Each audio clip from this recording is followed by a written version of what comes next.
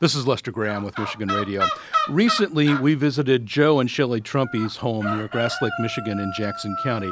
They have been named Homesteaders of the Year with 3 other families in the United States by Mother Earth News. We went out, had to see what that was all about.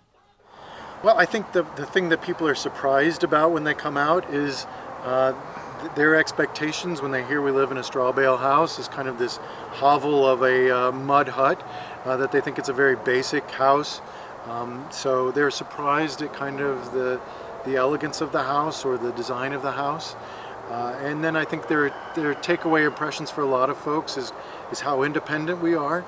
So a lot of folks joke about, where they'll come if there's a zombie apocalypse, but we're not doing it because we're doomsteaders. We do it because of the self-sufficiency.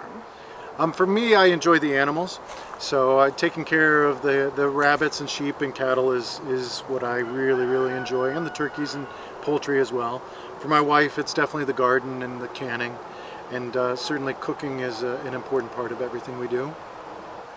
There's different levels about thinking off the grid. Kind of the most vernacular way of looking at it is being off of the power grid. So we don't have any wires coming to the home at all. Consumers' power doesn't even know we exist. So all of our electricity is made here on the farm. So we've got a solar array that we use to make all of our electricity. So I think a lot of people like the idea of living off the grid. It sounds kind of independent and everything else like that. What's the reality that people should consider before they even get to that point? I think the number one reality is really being able to pay attention. So understanding what kind of work you're doing in and around the home, and what I mean by work is how much electricity are you using and what are you using it for. So simply starting to pay attention to your electric bill. How many kilowatt hours are you using every month? What's most of that energy going to? Can you start to set a goal to drop that by 10, 20, 30%?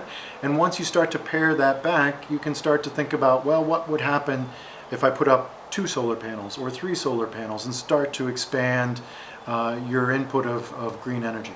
I think for a lot of people, they don't realize the first step in a lot of this is making sure your house is well insulated. And with a straw bale construction home like you've got, that was built into it.